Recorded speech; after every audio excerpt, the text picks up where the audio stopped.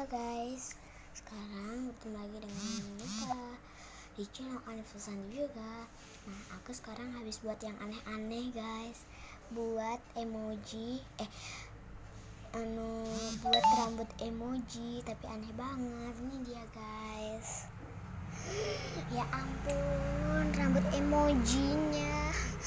Aku aneh-aneh banget kan.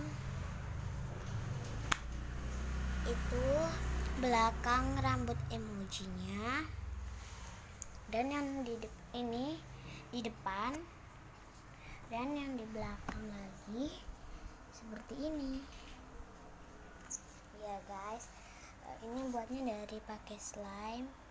Ini pakai slime ya, jadi terserah kamu pakai apa aja ya.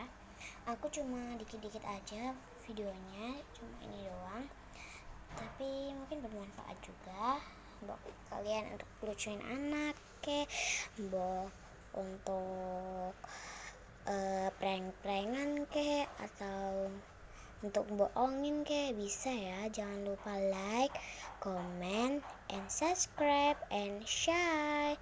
Goodbye.